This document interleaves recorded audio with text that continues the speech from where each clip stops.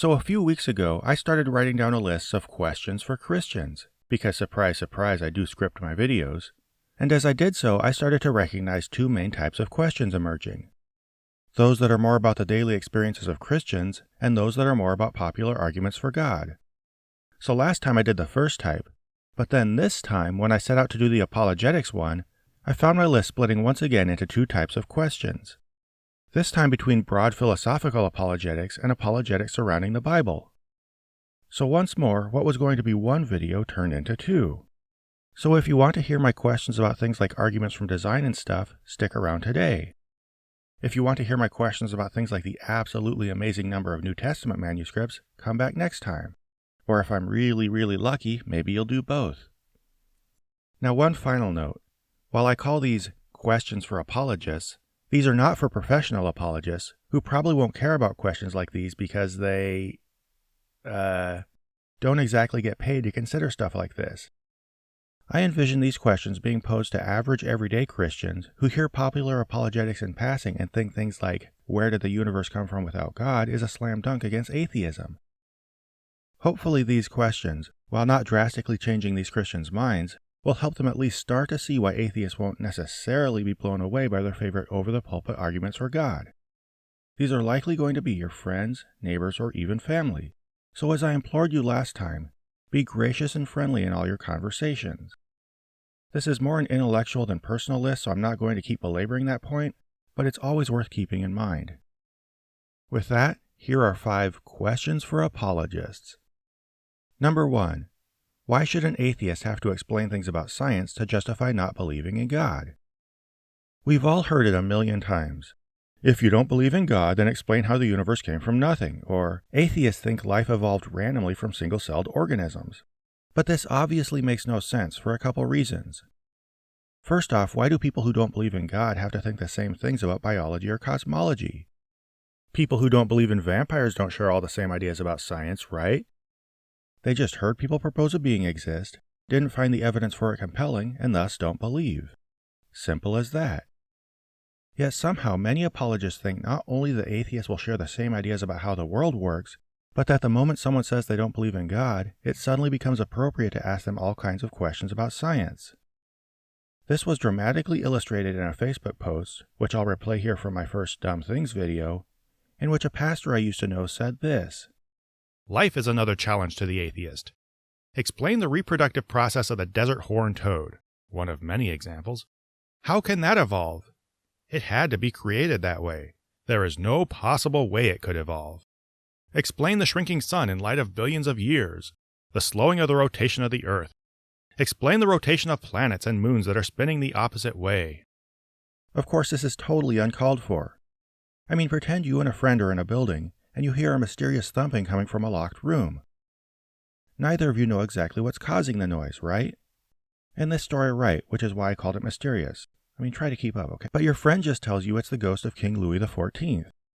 You chuckle and say, I don't believe you, and he says, well then explain everything about how the building's boiler and heating system works, implying that unless you can, you should believe in the ghost of King Louis XIV. Now, of course, this would be absurd. The fact that neither of you know what's causing the noise means you should both admit it and either investigate further or move on. It does not mean that one of you should just make up a guess, then put the other person on the hook to actually explain stuff before not believing that guess. I think the analogy to Christian apologetics is clear. If someone tells you an invisible spirit being spoke the universe into existence, the next logical step in the conversation is for them to demonstrate their claim, not for them to suddenly start demanding you explain science for them just because you don't believe what they never proved. Number 2. How does a person get from the conclusion that the universe's origins are unintuitive to the conclusion that God created the universe? Of course, apologists don't think they're just guessing that God created the universe.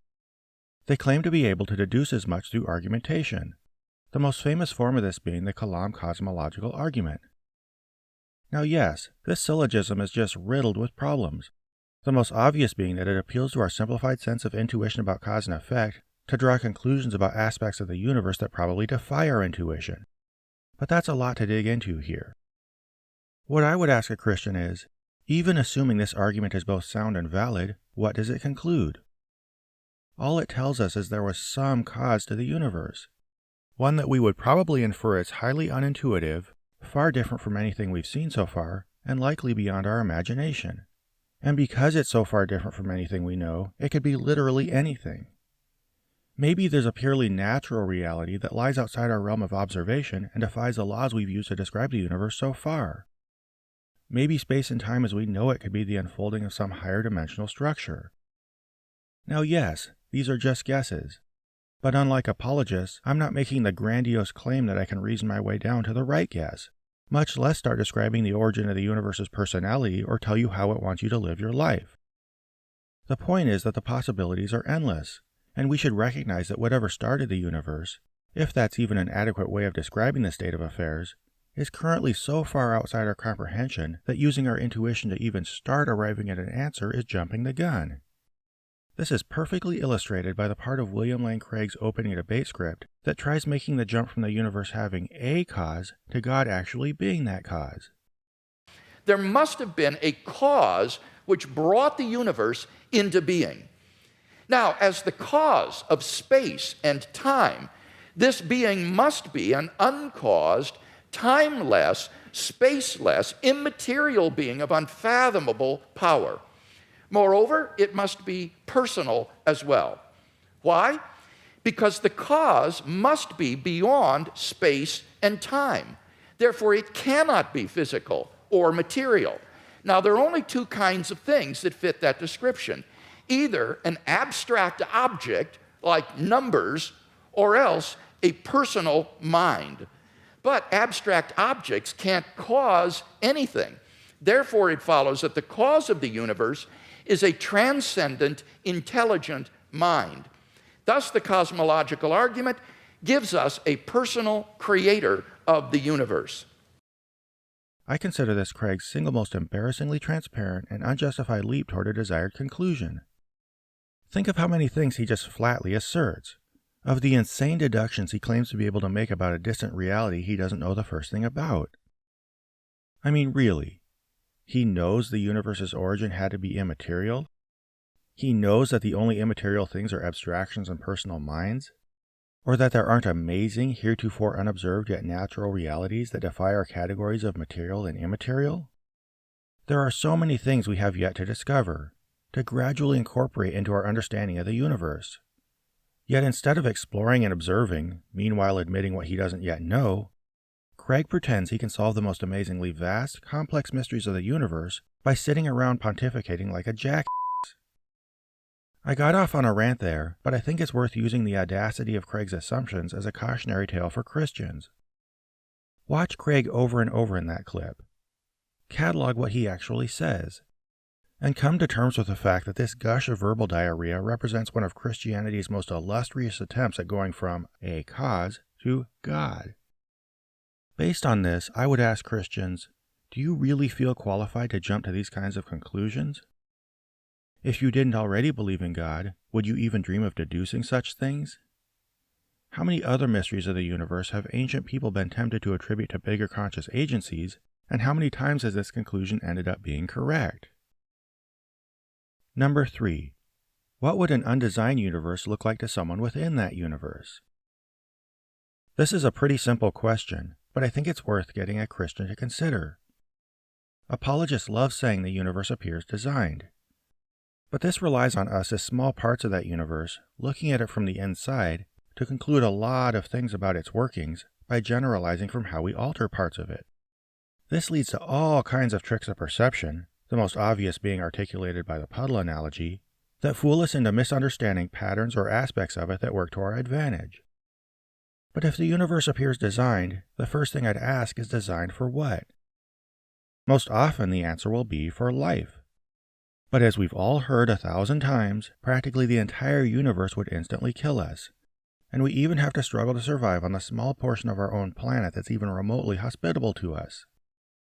On top of that, since the modern Christian version of the designer is all-powerful and created everything from scratch, we must acknowledge that for every solution he designed, he also designed the problem. For example, before God fine-tuned the earth to provide us oxygen, comfortable temperatures, and food, he first created us specifically so that we'd die without them. Does that make any sense at all? Why would he build us with unnecessary vulnerabilities that he actually had to imagine himself and then adjust the universe to accommodate them? This self-defeating design process is also illustrated by a point I've made before, which is that an antelope only had to be intelligently designed to escape a cheetah because the cheetah had been intelligently designed to chase the antelope. So proposing that God designed the universe leads to more problems than it solves, painting a comical picture of someone who repeatedly undermined himself in totally unnecessary and illogical ways. So considering how weird and convoluted the design of our universe is, I would challenge a Christian to consider what any undesigned universe would look like, especially to beings who lived within that universe, had adapted to it, and were used to its workings. Hopefully, doing so might get a Christian to recognize the tricks of perception that lead people to see design, and, by trying to recognize what an undesigned universe would look like by contrast to ours, see that, well, the undesigned universe might be just a little too similar to ours. Number 4. If you believe that God is perfect or all-knowing, how did you arrive at this conclusion? This question very succinctly demonstrates just how much Christians flatly assume about God. To conclude that a being is perfectly good, you'd not only have to have a concept of good that's independent of that being, an idea that in and of itself is problematic for many Christians, but you'd have to judge that being based on your own concept of good. To whatever extent you came to trust that being, you would do so because it lived up to your expectations, and you would, consciously or not, continue evaluating what it did. This thought process belies the very idea of concluding a being is perfect. In fact, I'd say that even forming a complete and consistent ideal of perfect good by which to judge this being is not only impossible but pretentious. Just try describing any form of perfection in any level of detail. In the course of trying, you'll probably end up changing your mind, running into paradoxes, and generally just arriving at a lot of uncertainty, right? That's understandable because we're just human, and perfection might not even exist except as a vague abstraction that quickly becomes paradoxical. Yet for all their claims to be fallible, fallen, imperfect, limited beings, Christians consider themselves amazingly astute at recognizing perfection when they see it. The problem with determining that God's all-knowing is even more daunting. Unless you know everything, how can you determine whether someone else does? If there were something God didn't know, how would you know it? And how would He know He didn't know it? In the end, how can you distinguish between something that's super smart and knows like a bazillion times as much as you do, yet is still finite, from something that's actually all-knowing? Hopefully, by getting Christians to see how difficult, even logically impossible it is to actually reach these conclusions about a being, you will get them to recognize that they've just assumed God is perfect because other people told them He was, and they grew to feel it was virtuous to think He was. Number 5. How would the existence or non-existence of a God make morality fundamentally different?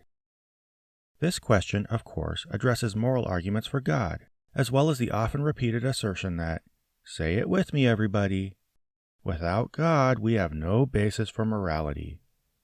Somehow, a lot of Christians think that the very concept of morality hinges on God's existence. But if you look at what morality actually is, a concept of right or wrong behavior, and start seriously pondering what makes things right or wrong, you have to start wondering how the existence of a higher being has anything to do with it. In the end, acting morally, doing the right thing, doing what you ought, or however you want to phrase it, boils down to deferring immediate gratification for your long-term good and the good of those around you. Seriously, try to think of any defensible concept of morality that doesn't in the end come down to that, or at least something similar. When people think God's involved in this, it's for a couple main reasons. First, He has greater insights into the consequences of our actions, and thus is better prepared than a human ever could be to instruct us in how to behave morally. Also, He's like super strong and can enforce moral behavior. And while I guess such a being might be handy, all it would be doing is helping us navigate issues that would still exist in a godless universe. It would be doing nothing to define morality, or even to have any impact whatsoever on what morality is. Second, of course, is the idea that God defines morality. Basically, morality, by definition, is whatever is in God's nature. Of course, all this does is shift the definition of morality from, any actual intelligible concept to the preferences of another being. The problem with this is that God's nature would either, 1. Be such that His preferences align with the constructive, empathetic behaviors we associate with morality, or 2, be indifferent to or even set in opposition to those behaviors, meaning he'd be what we consider cruel or uncaring. If it's number 1, it's just by coincidence, and if it's number 2, he wouldn't be moral in any useful sense of the word. So either way, we have an idea of morality that's separate from God, that he doesn't define, and that would exist in a universe with or without him. I guess in the end we run into Euthyphro dilemma type stuff. In light of this, I would ask a Christian how God is important to, or even has anything to do with, the actual concept of morality. If he's an enforcer, humans can be too. If we're obligated to God, we can be equally, and just as objectively, don't even get me started on that word, obligated to other humans. If he's an exemplar, humans can be too, though to lesser degrees, and the degree to which you exemplify an outside concept does not make that concept dependent on you. And we can do our best to work toward good moral behaviors, even if a God doesn't instruct us. And if God doesn't exist, aren't we better off doing that by systematically understanding our obligations to each other, instead of listening to people who claim to speak for someone who might or might not exist? Anyway, that's my list. Hopefully you enjoyed it, and just as hopefully you'll join me next time. Also hopefully like, comment, and subscribe and everything, which maybe I guess I should have said at the beginning, but And with that, I'll let our Sing the POZ song contributor outro for us. Prophet of Zod, that's the station. I tune in on occasion to see through manipulation and misinterpretation.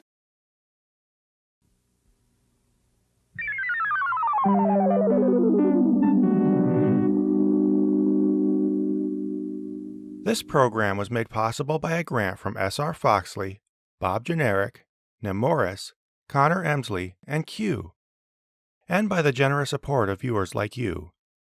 If you'd like to join them in pledging to this channel, please find a link to the Prophet of Zod Patreon below.